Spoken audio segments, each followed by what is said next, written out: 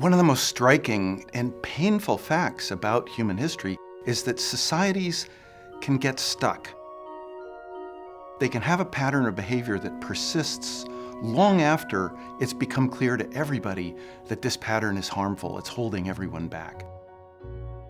The challenge is how to give people in that situation a mechanism to escape from that trap and make real progress. The Charter Cities Initiative is a framework for reform. Our role at NYU in encouraging the development of entirely new cities, charter cities, is to give countries the confidence to undertake a reform that they think will be beneficial, but is difficult to carry out broadly for the entire society. We have this unique opportunity to do this at the city scale because there's so many people moving into cities in the next 100 years. To put this in perspective, we've spent 10,000 years getting to a point where we've got about 3.5 billion people living in cities now. In the next 100 years, we will add another 5 billion people to that number. That 100-year window gives us a unique chance to use urbanization and guide it in ways that generate true progress.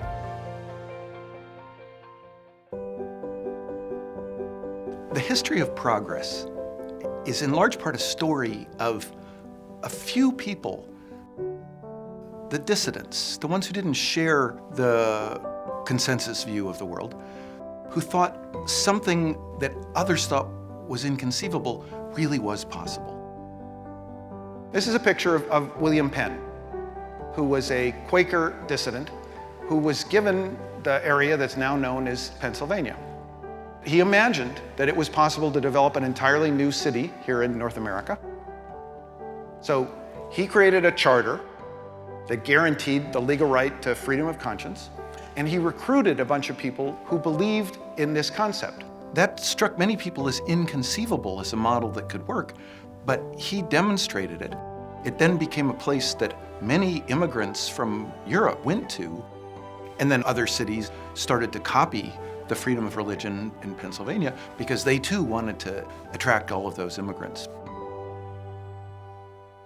If the challenge that William Penn faced was to encourage freedom of conscience, the challenge that faced reformers in China was how to take a society which at one time had been among the leaders in income and technology, and which for centuries had fallen further and further behind.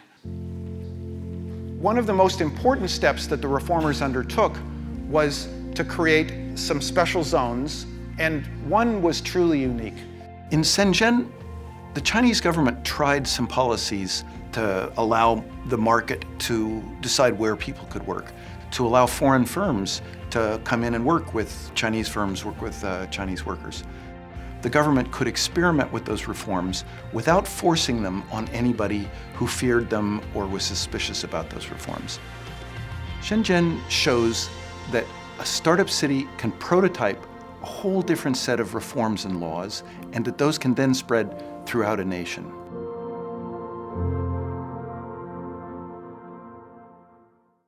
Those of us working at the Charter Cities Initiative don't believe that you can reform a society just by passing a law. You have to have a mechanism and a strategy for changing not just the laws, but the norms that have to support those laws.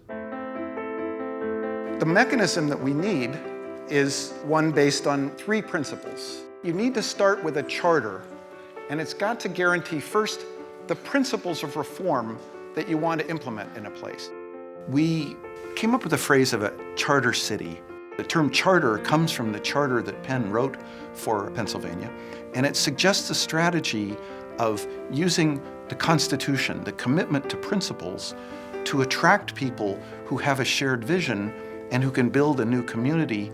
So the city could start by enunciating the key principles that would organize life there.